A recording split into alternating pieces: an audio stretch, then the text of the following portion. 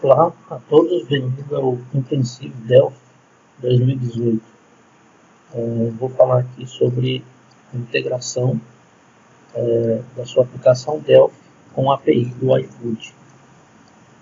Sou o Cleberson Toro, sou co-criador do MVC-BR e o OData-BR, e aqui nós vamos abordar a utilização da API do iFood.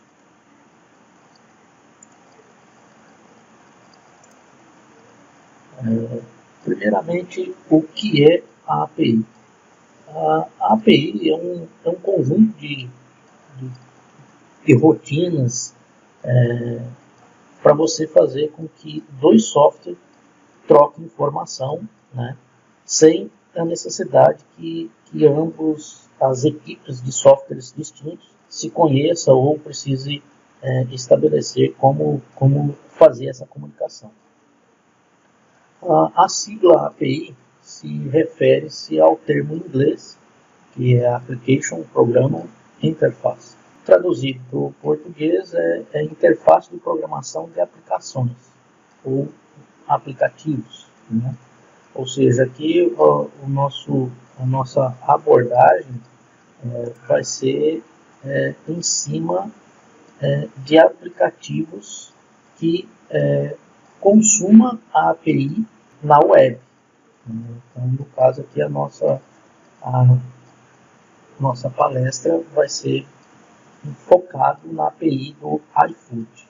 Como que essa API funciona? Qual que é o conceito? Bom, vamos para o conceito de API. O conceito de API existe desde os primórdios, né? Ou seja, duas pessoas se comunicando, na realidade, estão usando uma API aí de comunicação, né, entre pessoas, que é o que? A troca de mensagem, né, dentro de uma determinada linguagem. Dentro da plataforma web, como que isso aí funciona, né? Na realidade, o conceito de API é um protocolo, é baseado no protocolo HTTP. Como que você acessa uma API, é tudo baseado no protocolo HTTP. Essa troca de mensagem, para você acessar essa API, né, geralmente o formato, a estrutura dessas informações, onde ela chega, quando ela volta, ou é geralmente XML ou JSON, que é o mais comum atualmente utilizado. No padrão RESTful, né, se fala muito em RESTful, né, as APIs RESTful, o padrão é JSON. Né? Então, como que isso aí funciona, esse padrão? Porque, na realidade, o RESTful é nada mais que um padrão para se utilizar os protocolos HTTP. Tá? Bom, como que se dá essa questão da API RESTful? Oficialmente, o termo API RESTful apareceu numa tese de doutorado, né, de Roy Fieldings, no ano de 2000, quando ele fez um padrão de como iria se trocar essas mensagens usando um protocolo HTTP com um determinado padrão, que é os métodos do HTTP para troca de informação. Essas requisições que são feitas, né, eles seguem uma ordem e seguem alguns padrões, né, do HTTP. Então, assim, os mais conhecidos, os principais, que todo mundo usa como GRUD, né, para fazer um GRUD, para mandar informação, buscar informação, guardar a informação em um banco de dados, ler um banco de dados. Você tem os principais métodos aí do HTTP. Isso aí são requisições do protocolo HTTP. Aí você tem requisições no método GET, no método POST, no método PUT, PET e DELETE. E vamos falar um pouco agora sobre esses métodos. Bom, os métodos HTTP, seguindo o padrão RESTful, né? Então, toda API, na realidade, ela vai seguir. Algumas utilizam realmente, quando se fala API RESTful, é porque ela realmente vai seguir este padrão de métodos para poder fazer essas requisições. Tem outras APIs aí que foram feitas que ela não segue esse padrão. Então, por isso que não se fala assim, é uma API RESTful. É uma API. Então, muitas vezes tem API que não segue esse padrão. Tá? Na realidade, tem API que, por exemplo, você manda sempre GET e de acordo com a URL que você manda, que ela vai fazer alguma coisa. Né? Já no padrão RESTful, ele tem que seguir exatamente isso aí. Quando você quer buscar informação, você vai usar o método GET. Quando você quer gravar alguma informação, mandar alguma informação, é o POST. Quando você quer ou alterar, né, alterar por completo um determinado registro, é o PUT. E quando você quer alterar parte de um registro, né, alguns campos só, usa-se o PET. E, no caso, quando quer deletar, é o delete. Tem outros métodos também que não são comumente utilizados, e muitas vezes nem conhecidos pelas pessoas aí do meio, que são outros métodos aí, que é o método connect, o método options e o método trace e o read. O que esses métodos aí, falando assim, bem distinto, sucinto? O connect, o que o método connect? Na realidade, o que ele faz? Ele para você, por exemplo, assim, tem muitas empresas que têm POPs que não são seguros. E aí, ele facilita fazer uma conexão de túnel TCP/IP transparente, ou seja, ele facilita a comunicação criptografada com SSL através de um POPs não criptografado. Então, facilitando com isso a comunicação de alguma API que necessita segurança e você está dentro de uma rede que tenha POPs não seguro. Aí você usa o Connect, que ele estabelece esse túnel aí, TCP/IP, para poder fazer ficar simples essa comunicação. O Option, ele nada mais, ele retorna, muitos não conhecem, mas ele ajuda muito quando você precisa saber, você tem uma URL e você quer saber quais são os métodos suportados naquela URL. Então, por exemplo, será que tem um método POST, será que tem um método PUT, ou PET, ou DELETE nesta determinada URL? Então, como que eu sei? Muitas vezes eu já vi alguns amigos, eu testo, se ele aceitar o POST é porque tem POST, se ele aceitar o PUT é porque tem PUT. Não, se você usar o Options, então, em vez de você passar o método GET, o POST, então você passa o Options, como tipo de requisição para aquela determinada URL e ela vai te retornar quais são os métodos suportados naquela URL. Então, por exemplo, ele vai falar assim, essa URL só suporta GET, ou essa URL suporta GET e POST. Entendeu? Então ele te retorna isso, você não precisa fazer teste para saber se aquela URL, porque muitas vezes você vai programar para uma determinada API e você simplesmente sabe que tem lá a API, as URL e tal, mas não sabe se realmente, muitas vezes, se tem aquele método que você quer usar. Você quer usar um método lá, por exemplo, de inserção, POST. Será que aquilo lá tem POST? Será que ele grava essas informações que eu vou enviar? Então, você usando o Options, você consegue ter essa informação. O Trace, ele facilita aí você enxergar se houve mudança ou adição feita dentro do seu protocolo. Ali, você mandou uma requisição que tem certas informações naquela requisição. Você pode usar o Trace para saber se teve servidores intermediários ali naquela requisição que fez mudança, por exemplo, adicionou alguma coisa ou fez alguma validação e tirou alguma coisa. Então, ou seja, o Trace você enxerga se quando você faz uma requisição para uma determinada API, ela passa por mais de um servidor para te responder alguma coisa, ou não. Então o trace é interessante porque muitas vezes você fala assim, poxa, está demorando, né, a requisição nesse servidor, será que os caras, quem está fornecendo aquela API para você, será que o servidor deles está ruim e tal? Aí você não tem essa informação.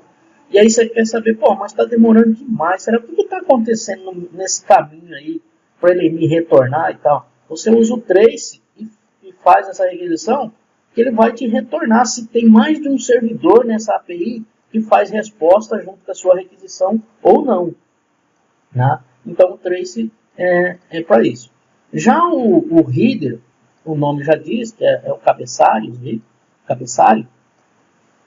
que ele faz? Um exemplo, eu quero saber como que é a estrutura desse meu método aí, quando eu vou fazer uma requisição, se ele necessita de alguma coisa. Então ele me retorna só o cabeçalho, sem resposta. Então, por exemplo, ele não vai me retornar, por exemplo, eu preciso fazer uma requisição verdadeira naquela URL, com tudo válido, tudo checado para ele poder me retornar alguma coisa, mas eu não sei, eu estou ainda programando, eu não sei exatamente como que é a estrutura dessa minha requisição que eu estou fazendo numa determinada URL. Então usa-se o header, que ele vai me retorna os cabeçalhos de uma determinada resposta sem o corpo, ou seja, só mostrando o cabeçalho para você saber como que aquela URL funciona o cabeçalho dela. Então, esses são outros métodos aí. E aí os métodos que a gente aí comumente escuta falar, ou quem já conhece, utiliza aí, e os mais utilizados são esses métodos, o get, né, o post, o put, o pet e o delete. O get, né, já diz aí que ele busca, né, informação, é um método utilizado para, caso a necessidade de ir buscar informação, ou seja, vamos, hipoteticamente, eu tenho uma API lá, que eu vou consumir essa API. Então, por exemplo, é uma API que eu faço uma requisição da minha listagem de cliente. Então, a minha API X lá, /clientes. E aí qual o método que eu vou usar? Vou usar o método get. O método get vai me retornar uma informação da listagem desses clientes, por exemplo. Já, por exemplo, eu quero alterar o telefone de um cliente, um e-mail, desde que eu tenha esse método para fazer essa alteração lá, né, o servidor, a sua API lá, esteja disponibilizando essa funcionalidade. Então eu quero inserir um novo cliente. Aí eu uso o post. Tá? Eu uso o post como se fosse um insert. Né? Eu quero alterar um registro. Né? Ou seja, eu tenho um cliente lá que o nome é José da Silva e o telefone 123. Eu quero alterar, o nome dele não é José da Silva, é José Antônio. Então, e o telefone dele é 456. Então, o que eu faço? Eu faço uma requisição do tipo put. Então, eu faço uma requisição e estou alterando todo o registro. Já porque muitas vezes também me perguntam também, mas o PET também não é de alteração? O put também é de alteração? Sim, os dois são de alteração. Só que o PET é utilizado para você fazer alteração, você faz alteração em parte do registro. Para assim, ficar simplificado, é o quê? Um exemplo, eu vou dar um put e vou alterar todos os registros, todos os campos daquele registro, de uma vez só, ou seja, sempre ele vai mandar tudo, e sempre ele vai fazer alteração em tudo. Já o PET, ele vai fazer o quê? Ele vai somente alterar aqueles campos que eu determinar. Então, por exemplo, se eu determinar fazer uma requisição do tipo PET e mandar alterar só o nome, ele só vai naquela requisição e só vai alterar o nome. Ele não vai informação a mais, vamos dizer assim, se eu tivesse uma tabela que eu tenho 200 campos lá dentro, e eu só quero alterar um campo, eu utilizo o PET, porque se eu utilizar o put, ele vai todos os 200 campos. É lógico que aí lá ele não vai alterar os outros, porque você não alterou aquelas informações, mas ele vai essas informações, ou seja, criando um tráfego desnecessário. Tá? Então, para ficar claro, essa pequena distinção entre o put e o PET aí. E o delete como o nome já diz, né, quando eu quero deletar um registro, eu faço uma requisição com o método delete, ele vai deletar aquele determinado registro que eu mandar, ou uma determinada informação que é para ser deletada lá do servidor. Tá ok? Seguindo aqui, agora nós vamos falar agora da API do iFood em si. Então, eu fiz um sucinto aí de como que funciona a questão de API e os protocolos, né? O protocolo HTTP com os seus devidos métodos. Agora nós vamos falar especificamente da API do iFood. A API do iFood, ela funciona da seguinte maneira: ela trabalha com token. Ela você não fica passando toda hora usuário e senha. Você faz uma requisição para obter um token, e a partir desse token, aí sim, todas as requisições são feitas com esse token. Tá? Para quem quiser, que tenha software e queira fazer uma integração com a API do iFood, que é um dos líderes de mercado aí de venda de comida, né, pelo aplicativo, né, que é o iFood, né, ele pode fazer um cadastro lá em developer.ifood.com.br/page/cadastro, faz o cadastro da sua software house, e aí você vai receber um contrato para ser assinado, algumas informações, e a partir daí você assina esse contrato, envia de volta para eles, eles analisam e aí sim eles vão dar permissão para você começar a fazer os testes para poder fazer essa integração com a plataforma deles. Tá, ok? Como anteriormente havia citado, o modelo de autorização da API do iFood é o Authentic 2, né, que é via token. Né? Então você tem algumas informações para fazer essa requisição desse token, que é o que? Você vai receber, né, quando você faz o cadastro lá, você recebe a sua identificação como software house, o seu password, né, esse parâmetro aí, grant type, né, ele é sempre obrigatório você passar a palavra password para poder fazer essa requisição do token. E aí você passa o usuário, né, um usuário que seria o lojista, o seu cliente que utiliza o seu software, por exemplo, né, o bar lá, o restaurante que usa o seu software, e ele também, quando se ele assina um contrato com o iFood para poder ter o restaurante dele lá disponibilizando os pratos dele, então ele recebe também o usuário e uma senha. E esse usuário e essa senha você faz no seu software uma tela que vai receber essa informação junto com o seu ID.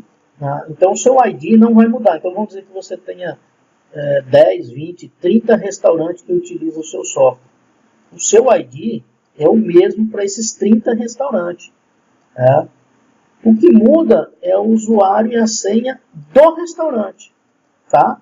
Então, para poder receber o token, porque aí é baseado no token que a plataforma deles começa a ter a distinção.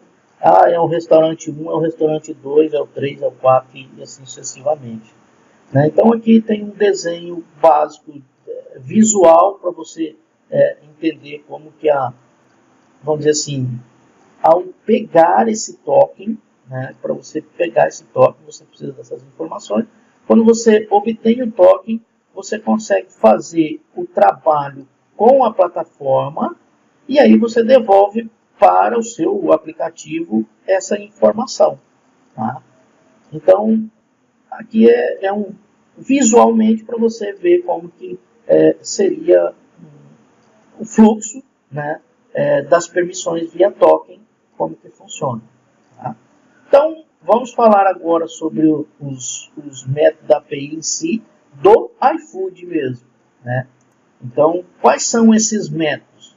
Então, você tem um método para obter o token, para ser utilizado. Você tem um outro método, que é o pooling, que é o que faz com que você fique com a sua loja preparada para receber informação. Você tem esse outro método que geralmente eu já vi em outras API também, esse mesmo método que seria como se fosse assim um garbage collection, que seria uma limpeza do que já foi feito, tá? Resumindo, tá? Aí você tem aqui os métodos que seguem com orders, baseado numa informação que você vai passar aqui, que é a referência do pedido que aconteceu, onde você vai ter informações referentes ao que está acontecendo com aquele pedido, se aquele pedido vai ser feito, se não vai, e assim sucessivamente. Então aqui você tem vários métodos para facilitar essa comunicação. Tá? Então, ou seja, sempre, por exemplo, como que você vai lidar com a API do iFood? A URL base é essa aqui, https pos-api iFood.com.br. Isso aqui sempre vai estar na frente de todos esses métodos aqui, tá? Tem a URL base, né? Então todos os métodos inicia com essa URL base aqui. E aí depois vem os métodos, sendo que cada URL tem um método a ser utilizado. No caso do token, você usa o método post. No caso do events pooling, você usa o get. E assim sucessivamente, todos se utilizam um determinado método para que essa requisição que você vai fazer retorne corretamente e cumpra a função dela. Então, basicamente, o que acontece? Aqui é o seu software, né? Eu dei o nome do PDV aqui, né? O seu software, basicamente, faz uma requisição HTTP, né, para a API do iFood, para a plataforma do iFood, usando essa URL base e qual o tipo de método que você vai utilizar. A primeira coisa é o token. Então, vamos dizer, fiz uma requisição de token para a API, por sua vez a API processa o que tem que processar e te retorna um status HTTP para você de volta. E aí você trata essa informação e assim sucessivamente você faz o que tem que fazer na próxima requisição e assim sucessivamente. É um ciclo onde você troca essa informação baseada nas requisições HTTP. Agora vamos propriamente dito no exemplo de código dentro do Delphi, como que seria a requisição do token para a plataforma iFood. Então aqui nós vemos aqui que eu utilizei, no caso aqui, eu utilizei o IND como componente para fazer essa requisição, que é o HTTP client do IND, tá?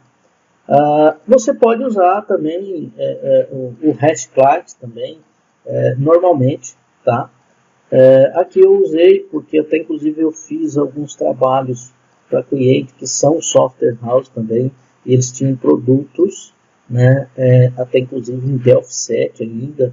Então eu fiz todo esse processo aí usando o IND para facilitar para eles utilizarem lá. Mas nada impede de você usar o REST client normalmente, desde que você use passando os parâmetros necessários para a execução. Aqui, para vocês entenderem, na realidade eu criei um objeto, né, TID HTTP. Falei que ela é do tipo Application JSON, que é o que a plataforma do iFood, a API do iFood, ela comunica. Essas mensagens são trocadas via JSON. Então você envia informações e recebe informações no formato JSON. Então a primeira coisa que eu fiz é criar o objeto que eu vou fazer a comunicação para poder fazer a requisição. Nessa requisição de token, eu preciso colocar o parâmetro que eu vou passar dentro dessa dessa requisição, eu preciso passar alguns parâmetros nessa requisição para adquirir o token para ser utilizado nas próximas requisições. Só nessa primeira requisição que eu vou passar o meu Client ID, que nem eu expliquei anteriormente, que você recebe quando você faz um cadastro lá no iFood e tal. Então, como que você faz? Eu criei aqui uma variável do tipo tstringlist, tá? E coloquei os parâmetros que eu vou passar nessa URL aí, para adquirir o token. Então eu tenho os parâmetros conforme anteriormente eu informei.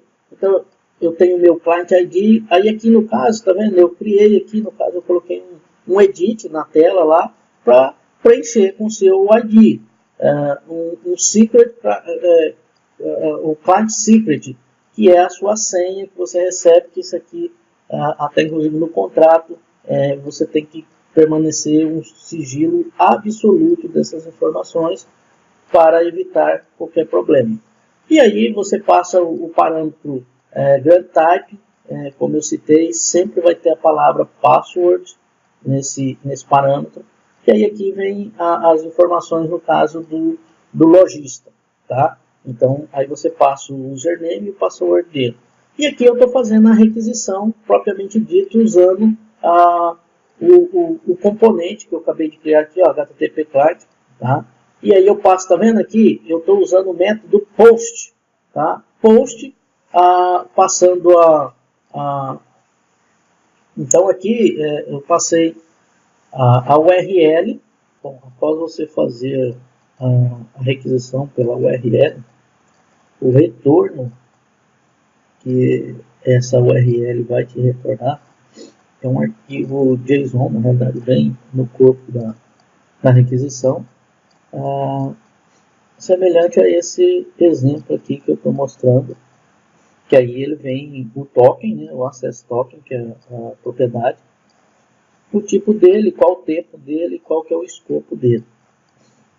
Então, a partir daí que você tem o token, ele tem uma vida útil em torno de 1 minuto, né? Então, a partir do momento que você recebe o token, aí todas as requisições para frente, você vai usar o token para executar qualquer tipo de requisição. Então, aqui o próximo slide aqui, eu vou mostrar para vocês, no caso aqui, fazendo uma requisição do método pooling, utilizando o token que a gente recebeu na requisição anterior, né? Então aqui, mostrando o código, usei novamente o IND, né, para fazer a requisição. Então sempre eu vou usar o IND para fazer as requisições, né, as requisições HTTP. Aqui tem um diferencial aqui, porque eu preciso passar algumas informações e receber algumas informações para poder tratar isso, né? Então eu criei aqui um JSON, né? Eu criei uma variável chamada JSON Stream Retorno aqui, só para pegar um retorno. Mas na realidade ele é o que? Ele é um Tstream. Por que eu criei ele dessa forma?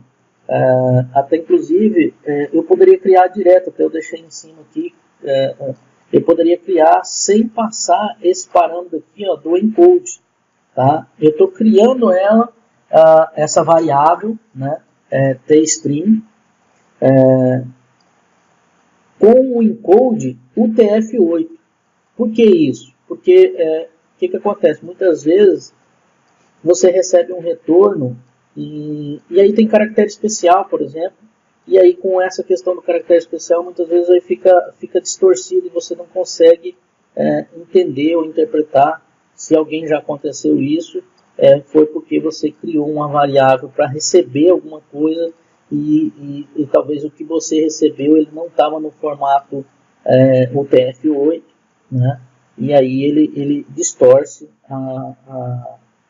a informação. Aí aqui o que eu fiz? Eu criei uma variável, tá vendo? Eu estou criando aqui um tstring stream com o encode UTF-8, tá? Criei a variável, criei o HTTP para poder fazer a requisição, do tipo request application JSON aqui eu estou forçando ele ser o char7, né? Ser o TF8. Como eu vou usar agora o token, eu tenho que falar que essa requisição não vai ser autenticação básica, né? Então aqui aí eu digo que a autenticação básica é false para poder passar o token. E o token eu tenho que colocar no cabeçário da requisição para poder ele processar corretamente essa requisição. Então eu uso o request, eu limpo aqui, né, dou clean no cabeçário da requisição. Aí eu começo a preencher algumas informações nesse cabeçário. Então, qual que é o content type, o accept, né? E aqui vem a autorização, né, que é do tipo be here, e na frente eu acrescento o token, que é o que eu recebi na requisição anteriormente, aquela variável do access token. E eu coloco o controle cache e assim sucessivamente eu preencho algumas outras informações referente à requisição. E aí em seguida, como que eu processo essa requisição? Eu vou chamar com o método get. Tá? Então o método pooling ele é utilizado com o método get. E aí a URL, conforme eu mostrei lá anteriormente, lá você tem a URL base e aí a parte do método que você vai utilizar. No caso aqui eu estou usando o método pooling lá. E aqui é onde eu estou colocando onde vai ser chegar o retorno nessa variável minha. Que eu criei ela aqui em cima com esse tipo. Então quando ele bater lá, preencher a requisição, que ele processar a requisição, ele vai retornar para dentro dessa variável minha aqui. E aí o que eu faço? Eu pego a variável e pego quem? O dataString. Porque esse dataString seria o corpo, vamos dizer assim, o corpo que retornou de informação. E jogo com result aqui para processar futuramente. Eu vou mostrar o exemplo do que retornaria nesse pooling, no caso desse método do iFood. Né? Então aqui eu vou... O que retornaria naquele...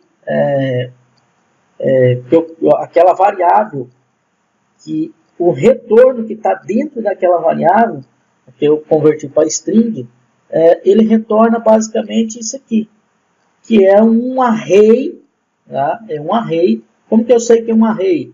JSON, porque ele inicia, tá vendo? Com um colchete e ele termina com um colchete. Ou seja, significa que é um array JSON. Tá? E aí, dentro desse array JSON, eu tenho uma primeira parte aqui, vamos dizer assim, né? Que é um objeto. Como que eu sei que é um objeto? Porque ele abre aqui a chave e fecha a chave aqui. Vírgula, que aí é o próximo objeto, e assim sucessivamente. Se você imaginar isso aqui como se fossem informações de uma tabela, ou seja, é como se eu tivesse o primeiro registro com N campos, segundo registro com N campos. Né? Então eu tenho aqui, que aqui no caso é o parâmetro ID aqui, dentro desse objeto, JSON, o parâmetro code, e assim sucessivamente, informações referente ao que está lá disponível na plataforma para te retornar. Esse code e esse relacionamento ID, que é o correlacionamento com os seus pedidos que vai chegar pela plataforma para você importar para dentro do seu sistema, é basicamente esse ID aí que você, o correlationation ID, que você vai usar para fazer a correlação entre o pedido do seu sistema e o pedido que foi processado lá no iFood, na plataforma do iFood. Tá?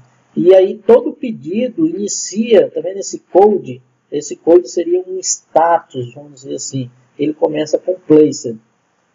Que esse status aí, esse code aí, ele vai conforme a movimentação que ocorre dentro da plataforma, com aquele determinado pedido, ele vai tendo outra informação aí que é como se fosse status. Ele iniciou como placed, aí depois ele vai ter um outro status, se é confirmado ou rejeitado, entregue e assim sucessivamente. Tem todas as informações, aí você vai sabendo o que está acontecendo com o pedido dentro da plataforma.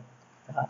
Então, esse é o retorno quando eu processo o método pooling, que esse método é um dos métodos mais importantes que tem que ficar processando o tempo todo para que a sua loja ou o seu cliente, né, esteja lá disponível para estar vendendo. Tá?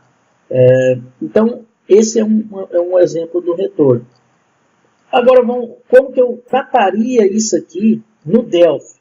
Né? Então, eu vou tratar esse retorno. Então, por exemplo, eu recebi lá, né, X pedidos que estavam lá pendentes na plataforma lá, para que o meu cliente, né, no caso o restaurante, aceite ou não, integre aquele pedido no seu sistema ou não. Né? Então, primeiramente, o que eu faço? No caso aqui eu estou dando um exemplo, usando o adapter para poder pegar essa informação que vem em JSON ali.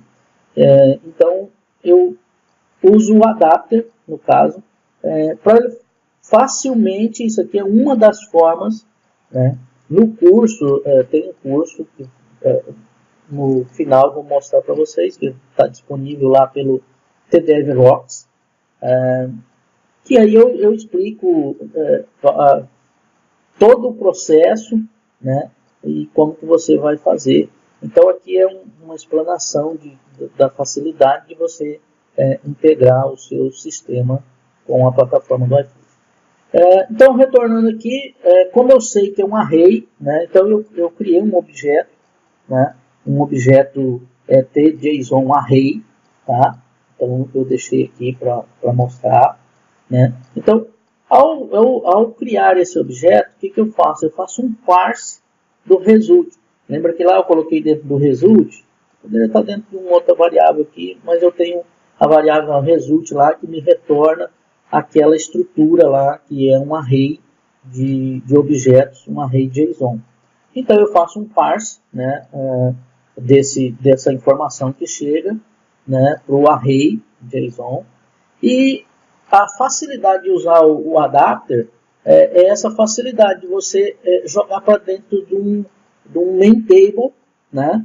E aí trabalhar esse main table como você está acostumado aí, next, post, empty, a informação dentro de uma tabela main table, né? Então aqui como que você faz isso? Você usa o adapter, né? No caso aqui eu criei um objeto, né? Dei um nome para esse objeto do tipo tCustom JSON Dataset Adapter.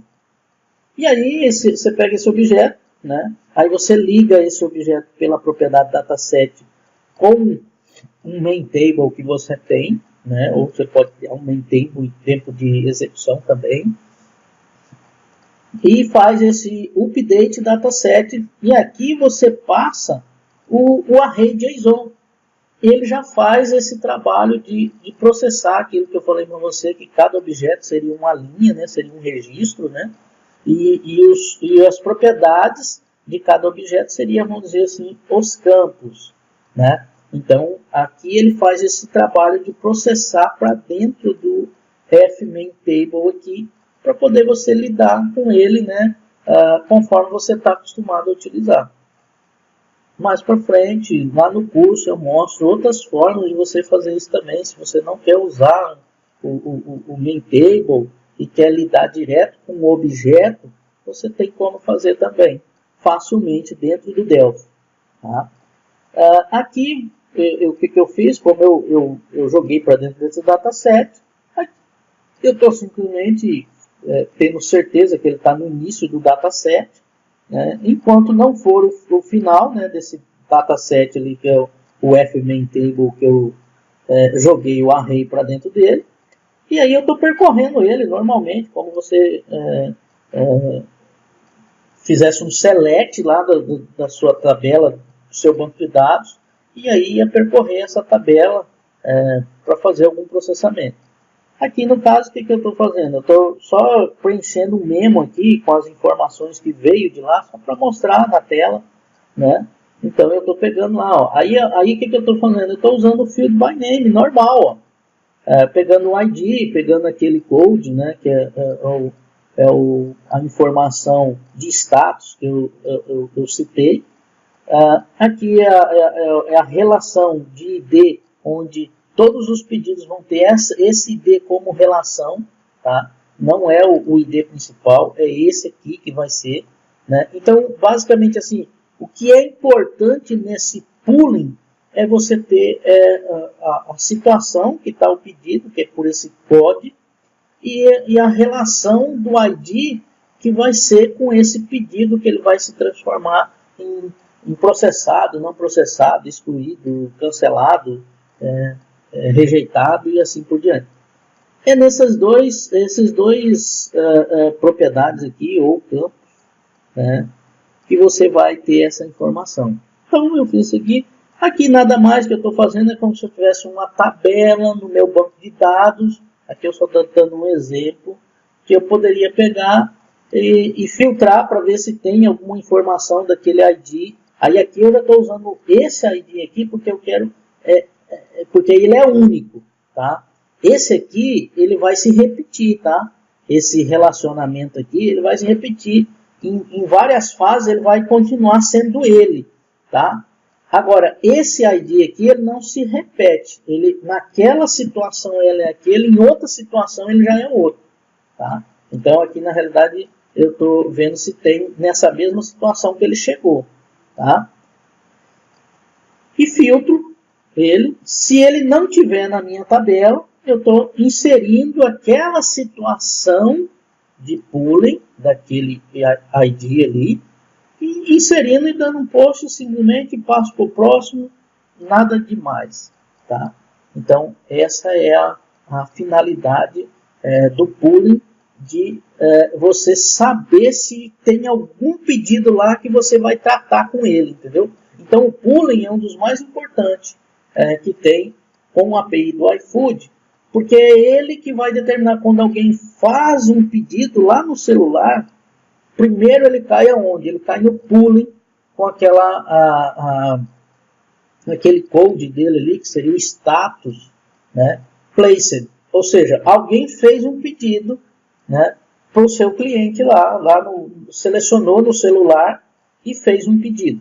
Né? Então, esse é o princípio do fluxograma da API do iFood. Então, vou mostrar aqui visualmente o fluxograma dos eventos da API para você ter uma visão melhor de como que seria isso. Conforme você faz o pooling, tá? Aí você recebe aquela informação. A partir dali, o que acontece? Você recebe ele sempre no placed. Que é o que? É o start, é quando alguém fez algum pedido. E aí, a partir dali, quando alguém fez algum pedido, aí você vai fazer o quê?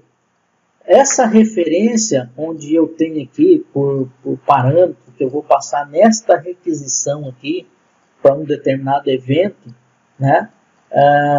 Eu vou passar aqui a referência, que é aquele ID que eu falei de relação, tá? Aí, status e aí o evento em si que ele vai ocorrer. Ou seja, ele chega como placed. Quando ele chegar como placed, eu tenho que responder que eu já recebi ele. Eu tenho que falar para a plataforma do iFood, ok, recebi, ou seja, estou integrando com o meu sistema aqui do cliente lá. O restaurante em si avisa para a plataforma, né? E automaticamente aí a plataforma faz um push notification lá para o celular da pessoa que fez o pedido, ou se ele está no site do iFood e fez um pedido, ele já mostra ali o status do pedido, que o restaurante recebeu pelo menos aquele pedido. Em que momento? Quando eu faço o quê? Um integration, que é a integração. Quando eu chamo, eu passo aquela referência e passo o evento integrate, ou seja, a plataforma vai entender, olha, o restaurante recebeu o seu pedido, correto? Então, ou seja, apareceu lá na tela do restaurante o seu pedido. Esse é o princípio. Porque aí eu respondo para a plataforma, ó, estou aqui com o pedido. Aí o que acontece? Vamos dizer assim que o cara pediu lá um bife com batata, não sei o quê, e aí acabou o bife no restaurante.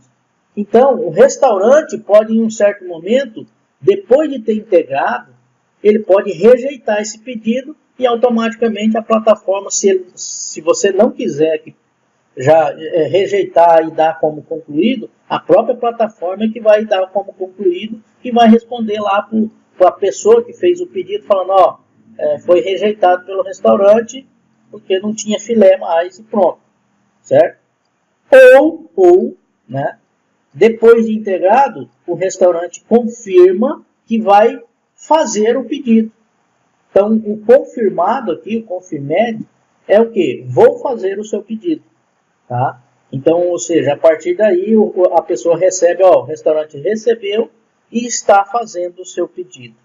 Tá? Então, aí ele cai no integration, no confirmation, e aí depois do confirmado, aí você tem que, você tem ainda a possibilidade, por algum motivo lá, ele cancelar o pedido. Tá? Ou você despachar esse pedido para a entrega, tá? E aí é onde muitas vezes tem alguma confusão, que a pessoa fala, então eu faço delivery direto. Não. Primeiramente você dá o dispatcher, que é o quê? Para o cara saber lá do outro lado, ó, o restaurante está a caminho para entregar a sua comida. E aí, quando o motoboy vai lá, entrega a comida e retorna para o restaurante, aí sim o restaurante recebe, dá tudo ok, e aí sim ele dá a finalização como delivery, que é o quê? Falando assim, ó, que já foi entregue, já recebido, tudo concluído 100% aqui a parte do restaurante com o cliente. E aí a plataforma do iFood entende que do delivery ele dá o concluído e simplesmente encerra o pedido da plataforma, dá como concluído realmente. Sendo que esses dois status, ele é definido pela própria plataforma. Tá? Então, o placed é quando alguém faz o pedido e o conclude é quando finalizou ou por rejeição ou pelo processo que foi confirmado, ou foi cancelado, ou foi despachado, e o processo todo ocorreu de acordo. Então, esses dois status, ele é definido pela API. Já tem status que não é obrigatório, ele é opcional. Quais são os obrigatórios? Quando você processa o pooling e receber um placed, você tem que integrar. Isso é obrigatório. Tá? Se você não integrar, a plataforma vai entender, por algum motivo, que foi cancelado e ela vai simplesmente, ele tem um período lá de 2 horas, se não me engano, para ela dar como cancelado o pedido, que o pedido não foi entregue, e assim sucessivamente ele responde lá para o cliente. Tá? Então, ou seja, é obrigatório eu dar como integrado, e logo em seguida que eu der como integrado, isso aqui pode ser automático na sua aplicação, quando chegar o pedido, você já devolver para a API do iFood, ó, chegou no meu sistema. E aí essas duas aqui, que também são obrigatórias, você pode deixar para o seu cliente, quando olhar ali que recebeu aquele pedido, ele pode mandar fazer ou não. Então, aí essas duas respostas aqui, vai depender de alguém lá, manualmente, né, que é o correto, né, se ele vai realmente fazer o pedido. Né? Agora, quero deixar ele, quando bateu a integração, eu já confirmar e mandar para a cozinha e tal. Bom, aí já é opções que você pode fazer no seu sistema. Tá? Então, assim, a recomendação é que o quê? Que essa parte aqui, pelo menos, há uma interatividade com a pessoa que está lá no bar ou restaurante, ele confirme aquela informação para poder, realmente vai fazer, realmente não vai fazer. Então, assim, é um clique que realmente a plataforma vai saber que realmente vai ser feito, né? Então, é interessante isso aí. E aí, essas outras eventos aqui que ocorrem, o despacho, o delivery, o cancela, não é obrigatório você responder para o iFood. Por exemplo, eu confirmei que eu vou fazer o pedido, mas não dei nem o despacho nem o delivery. E mandei o motoboy entregar lá, mas não informei para a plataforma que eu mandei o motoboy entregar. Aí na hora que o cara entregar lá, que o cliente receber realmente e falar, não, ok, recebi, e depois quando você voltar, a plataforma vai entender que você entregou. Porque vai estar lá o pagamento e tal, né? Tem todas essas informações que a plataforma lida. Então ela vai entender que realmente você entregou o pedido.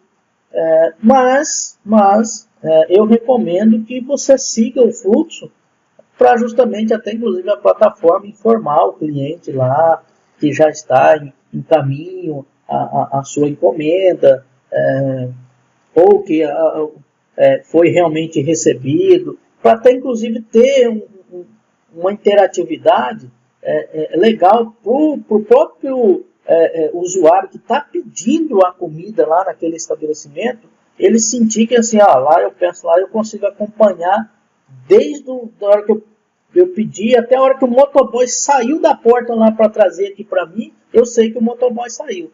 Então isso é interessante ter, então você seguir esse fluxo da plataforma. Tá? Aí assim, só para a questão de entendimento, né, o que o Placed diz, né? Indica um pedido foi feito e colocado no sistema, que é aquela questão que eu informei. Aí o Confirmed indica que um pedido foi confirmado pelo estabelecimento, pelo restaurante. Aí o Integration, que era para estar primeiro aqui, indica que o pedido foi recebido pelo PDV, no caso, pelo seu software, né? E aí ele pode ser cancelado também, né? Ou rejeitado, ou pode ser aqui no caso o dispatcher, ele indica que foi despachado ao cliente. O delivery foi entregue ao cliente e o concluído é que foi concluído, que isso aqui a própria plataforma faz isso. Tá? Então, assim, esse aqui é um apanhado, né? Nós temos o curso, né? E para vocês entenderem, né, vou mostrar aqui, quando você faz o cadastro, tudo certinho lá, no iFood, na plataforma, você recebe uma loja como se fosse para você fazer todos os testes, as requisições. Então é similar a isso aqui. Você recebe uma loja teste, onde você faz as suas requisições e recebe aquela informação de volta para fazer todos os testes em execução mesmo, simulando, né? Você pode usar até o celular para fazer a requisição e você receber de volta essa requisição. É muito fácil de fazer isso aí, desde que você tenha todas as informações necessárias.